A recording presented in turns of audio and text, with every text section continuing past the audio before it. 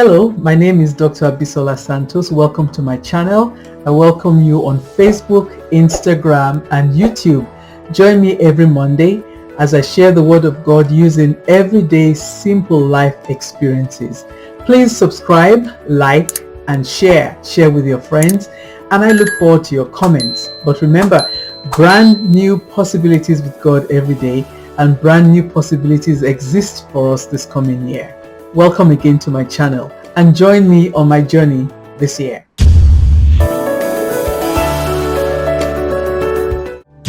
Welcome to the beginning of another week, the third Monday in February, and brand new possibilities with God. Welcome. So the other day I was watching the Olympics. I've said in previous messages that I learn life lessons from the Olympics, and this year hasn't been any different. So I was watching a particular event. I think it's called the slalom. I don't want to call it a different name so that I don't misquote. But during the event, we were waiting for the next competitor to get on, and the camera panned, and I saw this skier. It was a downhill skiing. I saw this skier doing this, and then she did that, and she did this, and I thought to myself, what is this lady doing? And a short time later, it was her turn. She got to the beginning of her race. Again, her eyes were closed, and she did that, and she moved, and she did all of this, and for a while, and the commentator said, oh, she's going over the race in her mind. She's completing the race in her mind. And when she was done doing this and doing that, she looked at her coach, gave him a punch, high five, I guess, and took off down the hill. And she did exceedingly well. So I watched that and I thought to myself, this is a sports person, and the commentator has said she's going over her race in her mind. And I thought to myself, the Word of God tells me that whatever is in my heart is what I'm going to do. So can you imagine, she's gone over the race many times. She did it while she was waiting, and she did it just before she went on the race, so that when it became real, she executed what was in her mind.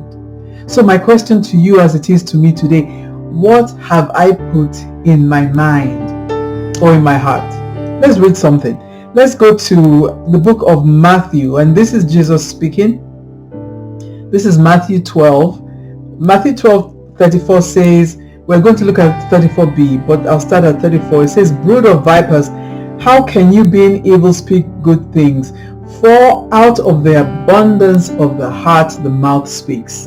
Out of the abundance of the heart the mouth speaks. You can say for her, out of the abundance of her heart, what she saw in her mind's eye, that's what she executed when her race began. What she saw in her mind's eyes, what she executed when her race began. Does the Bible say something else like that? Yes. I want you to turn. With this time, we're going to look at the book of Romans. We're going to look at Romans 4, and all of my versions are New King James. No, Romans 4:17 says, as it is written, talking about Abraham, I have made you a father of many nations in the presence from whom he believed God, who gives life to the dead and calls those things that do not exist as though they did, and calls those things that do not exist as though they did. Here is this skier going through the race in her mind, and not only was she seeing it in her mind, she was moving her body with the waves of the going down the hill. She did it all, and then when her eyes opened, she executed what she saw in her heart. Another verse, yes. Let me have you turn to Genesis. This is Genesis 30. Remember when Jacob was with his father-in-law Laban, and Laban was trying to dupe him, but remember that Jacob is a master duper. But Genesis 30 says that Jacob was led to do certain things because his father-in-law said, I'll keep all the white sheep, you take the speckled sheep. So Jacob said, all right, I'll take care of that. And what he did was he put sticks in front of the feeding troughs, of the watering troughs, so that when the flocks came to conceive and they saw that, that's what they gave birth to. Yes, it's there.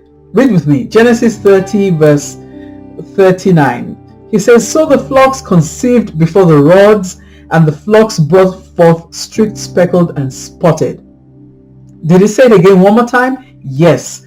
And again, sticking to Genesis 30, we're going to look at 30:41. It says, and it came to pass that whenever the strongest livestock conceived, and Jacob placed the rods before the eyes of the livestock in the gutters, that they might conceive among the rods, but when the flocks were feeble, he didn't do that.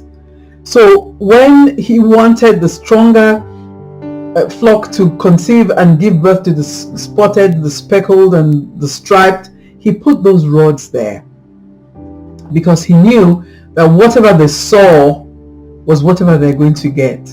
So my question is, what are you feeding your eyes, your physical eyes and the eyes of your mind? What are you feeding yourself today? Because if you think about that skier, and the commentator said it like, oh, it was a matter of fact. Oh yeah, you go through it in your mind. But the Word of God has said it over and over and over again. He said it for us to meditate. He said for us that whatever, the abundance of our heart is what we're going to see. You know, Proverbs tells us that we should guard our heart because out of it flow the issues of life. So what are you allowing your eyes to see today? Your physical eyes, your mental eyes, your spiritual eyes. What are you chewing over today? Because whatever you're chewing over in your mind is what you're going to get. So how can I fix that today? It's very simple. Very simple. Meditate on the Word of God. Meditate on the Word of God.